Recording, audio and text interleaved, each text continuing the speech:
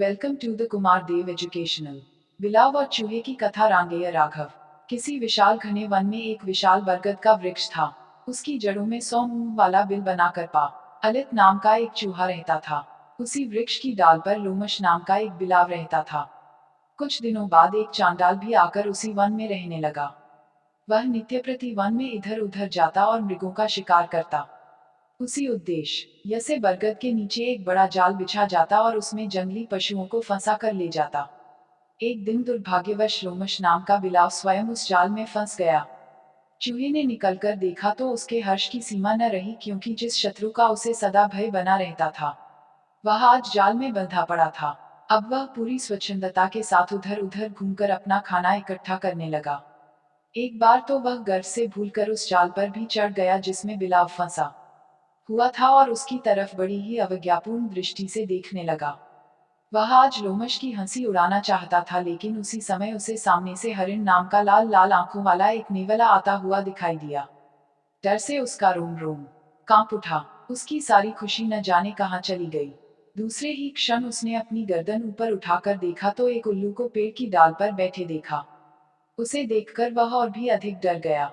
दो शत्रु उसकी घात में बैठे थे और एक शत्रु जाल में पड़ा हुआ था। इस भयावने दृश्य के सामने उपस्थित होने के कारण चूहा कुछ क्षणों तक तो बेहोश सा हो गया, लेकिन फिर संभलकर उसने अपनी बुद्धि का सहारा लिया और जाल में फंसे हुए बिलाव से बोला, भाई लोमश, तुम्हें इस तरह मृत्यु के संकट में पड़ा देखकर मुझे दया आ रही है। वैसे तो तुम मेरे शत्रु हो, लेकिन फिर भी तुम्हें बचाना चाहता हूँ। इस जाल से छूटने के बाद यदि तुम मुझे न मारो तो मैं इस संकट से तुम्हें बचा लूं। मैं अपने पैने दांतों से अभी तुम्हारे जाल को काट सकता हूँ, लेकिन सिर्फ इसी शर्त पर कि तुम मेरी रक्षा करो, क्योंकि उल्लू और नेवला दो शत्रु मेरी घात में बैठे हुए हैं। वह देखो कैसी लाल आंखों से देख रहा है वह पापी नेवला। अब हमारी रक्षा का एक ही उपाय है कि मैं तुम्हारे पास जाल के भीतर आ जाऊं और अंदर से जाल काट दूं, लेकिन विश्वासघात न करना मित्र। देखो कितने समय से हम एक दूसरे के पड़ोसी बनकर इसी वृक्ष के ऊपर नीचे रहते हैं, फिर यदि हमने ही एक दूसरे का गला काटा तो इससे अधिक घृणित व्यवहार और क्या होगा। इस आपत्ति में तो हमारी एक दूसरे से परस्पर मित्रता ही लाभदायक है। जब समय निकल जाएगा तो फिर तब माँ और हम पछताते ही रहेंगे और किसी तरह भी हमारे प्राण नहीं बच पाएंगे। इसलिए जैसे मनुष्य लकड़ी के सहारे बड़ी बड़ी नदियों को पार करता है और जैसे मनुष्य लकड़ी को और लकड़ी मनुष्य को नदी के पार ले जाती है, वह से ही हम दोनों के बीच संधि होना दोनों के लिए हितकर होगा। इस तरह बुद्धिमान चूहा अनेक तरह की बातें बनाने लगा।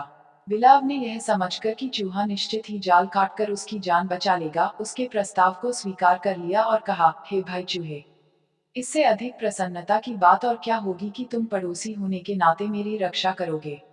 आओ मित्र, मेरे पास आ जाओ और पिछली सारी बातों को भूल जाओ। हमारी तुम्हारी इस मित्रता में दोनों का ही हित है।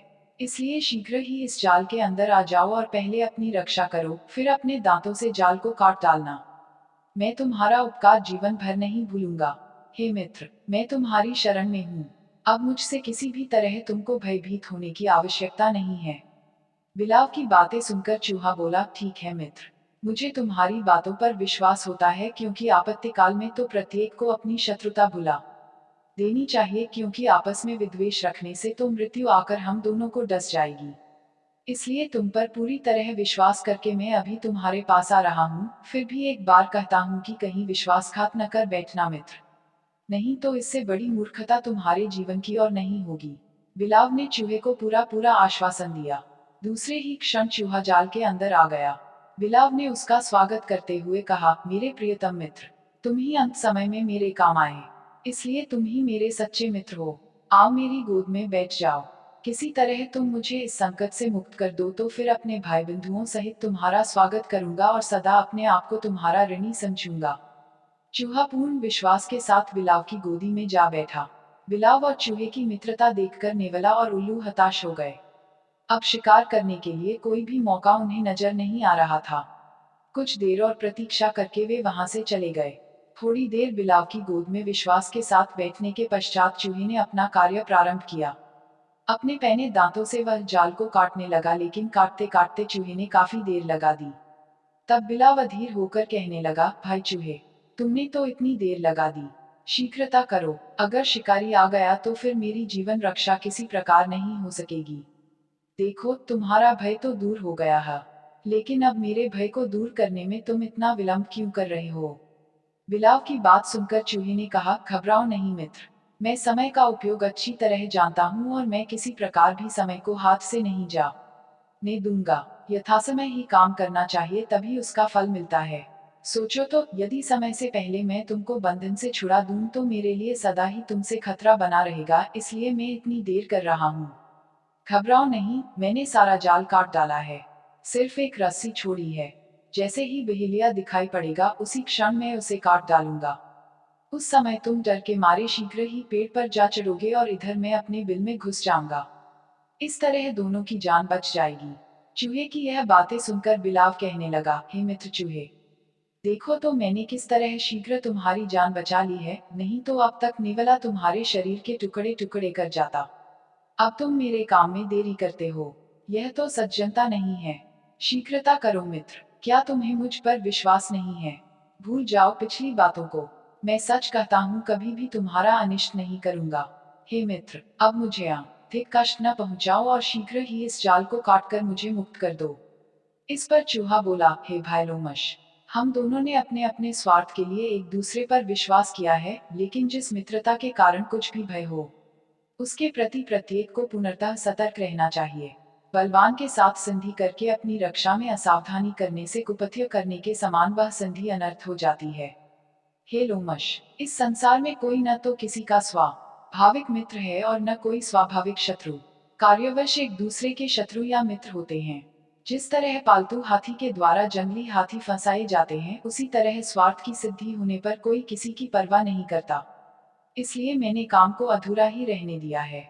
व्याध दिखते ही मैं काम पूरा कर दूंगा और उस समय तुम अपनी जान बचाने के लिए पहले भागकर पेड़ पर चढ़ोगे और मेरा किसी प्रकार अहित नहीं कर सकोगे। देखो तो, एक रस्सी बची है। यह मत समझना कि मैं तुम्हारे साथ किसी प्रकार का विश्वासघात कर रहा हूँ। यह तो मैं नहीं करूंगा, क्योंकि मित्र लोमश, क्या मैं तुम्हारे उपकार को भूल जाऊंगा? इस तरह बिलाव और चूहा बातें करते रहे। थोड़ी देर बाद ही चूहे को दूर से आता हुआ बहेलिया दिखाई दिया। उसने तुरंत ही रस्सी को कुतर डाला। यमराज के समान काले वर्ण वाले उस भयानक बहेलिये को देखते ही बिलाव भयभीत होकर पेड़ पर चढ़ गया और चूहा अपने बिल में घुस गया। बहेलिया बिलाव को पकड़ने भागा, लेकिन वह उसके हाथ नहीं आया। इधर चूहे पर भी उसे रोष आया, लेकिन बिल में उसका वश ही क्या था। अंत में हताश होकर वह अपने कुतरे हुए जाल को लेकर चला गया। जब वह चला गया तो बिलाव ने पुकार कर कहा, हाय चूहे, शत्रु तो चला गया, अब क्यों डर कर अंदर छिप रहे हो? आओ मेरे पास आओ, जान बचने की खुशी में हम नाचेंगे, कूदेंगे और गाएंगे। आओ मित्र, यदि आपत्ति के क्षण हमने साथ साथ रहकर बिताए हैं तो फिर सुख के समय साथ साथ क्यों न रहें? बिलाव की बात सुनकर चूहा बाहर निकल आया, लेकिन बोला कुछ भी नहीं और न उसके पास ही गया। बिलाव फिर कहने लगा, मित्र, मेरे बुलाने पर भी तुम नहीं आते हो।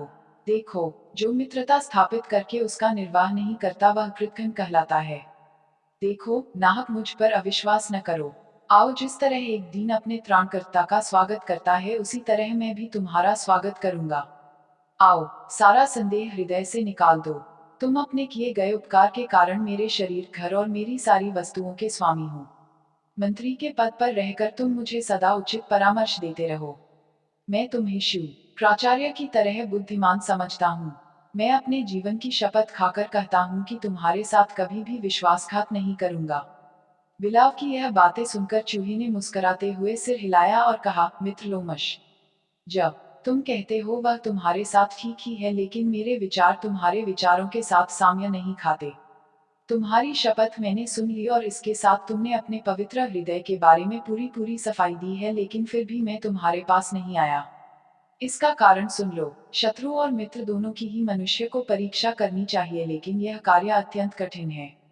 कभी शत्रु ही मित्र बन जाता है और घनिष्ठ मित्र ही एक क्षण में वह घोलने वाला शत्रु बन जाता है। आपस में इन संबंधों की सच्ची गति कौन जान सकता है? इस संसार में मित्रों की न तो कोई जाति है और न शत्रुओं का ही कोई निश्चित संप्रदाय है। केवल किसी कारण स्वरूप ही शत्रु और मित्र हो जाते हैं। जिसके जीवित रहने से जिसका स्वार्थ सिद्ध होता है और जिसके मरने से जिसकी विशेष हानि होती है, वही उसका परम मित्र है। मित्रता और शत्रुता अधिक दिनों तक टिकने वाली वस्तु नहीं है।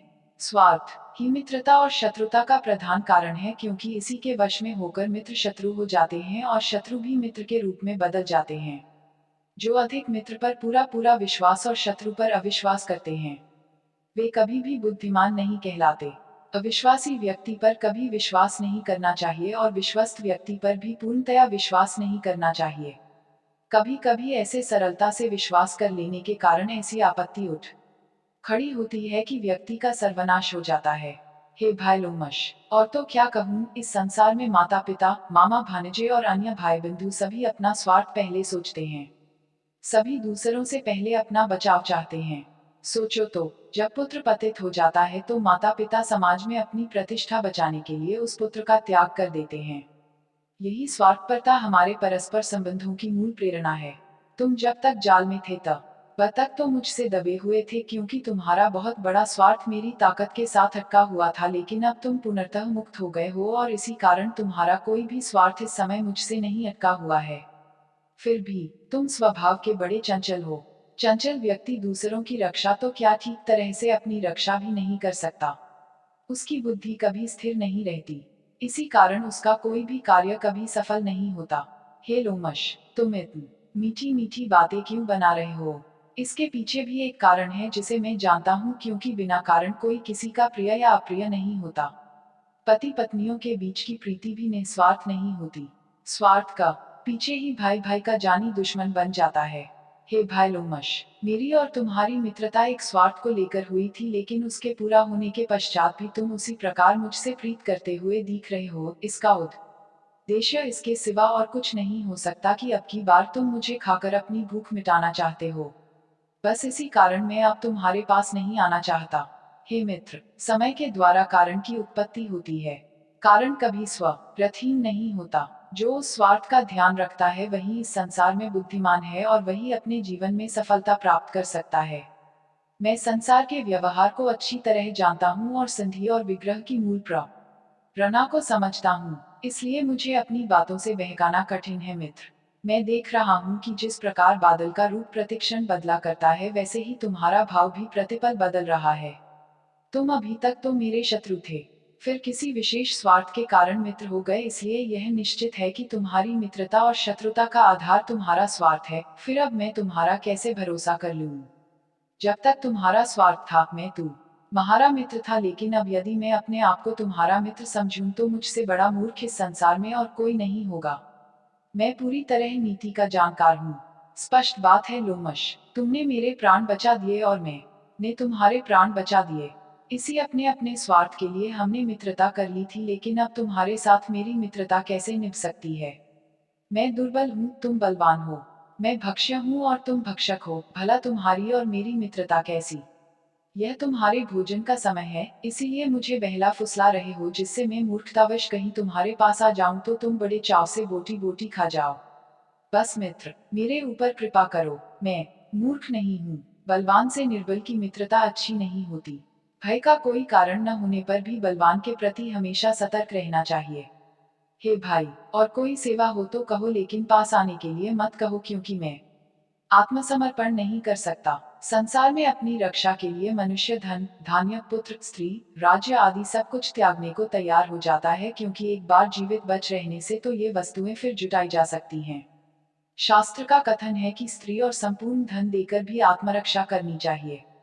जो व्यक्ति आत्मरक्षा में तत्पर रहता है और सदा अपनी बुद्धि को काम में लेता है, वह कभी भी किसी विपत्ति में नहीं फंसता। शत्रु के बल को अच्छी तरह परख लेना चाहिए और फिर अपनी बुद्धि पर आश्रित रहकर धैर्य से कार्य करना चाहिए। चूहे की कटी हुई बातें सुनकर बिलाव लज्जित होता हुआ बोला, मित्र चूहे, तुम्हारा कथन उचित नहीं है। तुम्हें मेरे ऊपर तनिक भी विश्वास नहीं है। मैं तुम्हारे उपकार को भूला नहीं हूँ और यह भी जानता हूँ कि मित्रद्रोह करना पाप है, फिर तुम क्यों डरते हो? मैं तो तुम्हारा अभी भी मित्र हूँ, फिर यह कैसे हो सकता है कि मैं तुम्हें ही खाकर अपनी उदर पूर्ति करूं? यह तुम्हारी गलत धारणा है। मेरे हृदय में इस तरह की घृणित भावना नहीं पल सकती। एक बार आओ तो मित्र, देखो मैं तुम्हारा स्वागत करने के लिए कितना लालायित हो रहा हूँ। बिल वह की बात सुनकर फिर चूहा हंसा और कहने लगा, हे लोमश, ठीक है, तुम्हारे हृदय में किसी तरह की घृणित भावना नहीं पल रही है, लेकिन पंडितों का कथन है कि अत्यंत प्रिय व्यक्ति पर भी विश्वास नहीं करना चाहिए, अतः चाहे तुम कुछ भी समझो। मैं निर्बल हूँ, इसलिए तुम पर विश्वास नहीं कर सकता। बुद्धिमान व्यक्ति का काम निकल जाने पर शत्रु के वशीभूत नहीं होते। इस विषय में शुक्राचार्य जी का मत सुनो। बलवान शत्रु के साथ संधि करके सदैव सावधान रहे और कार्य हो जाने पर कभी उसका विश्वास न करे। अविश्वासी पर तो कभी किसी तरह का विश्वास न करे, लेकिन विश्वस्त पर भी अधिक विश्वास न करे।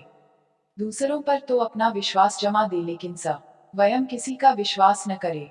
सभी की तरफ संदेह की दृष्टि रखकर सदा अपनी रक्षा में तत्पर रहे। आत्मरक्षा कर सकने पर धन और पुत्र आदि सभी सुख प्राप्त हो सकते हैं। दूसरों पर विश्वास न करना ही नीतिशास्त्र का मत है। जो व्यक्ति किसी पर विश्वास नहीं करता वह निर्बल होने पर भी शत्रुओं के चंगुल में नहीं आता, और जो सभी पर विश्वास करता है उस बलवान को भी निर्बल शत्रु मार डालता है। हे लोमश, तुम स्वभाव से ही मेरे शत्रु हो। तुमसे मुझे अपनी रक्षा करनी चाहिए और तुम्हें भी बहेलिये से सतर्क रहना चाहिए। चूहे के यह कहते ही बिलाव बहेलिया का नाम सुनते ही वहां से भाग गया और इधर चूहा अपने बिल में घुस गया। Thanks for watching. Like, share and subscribe.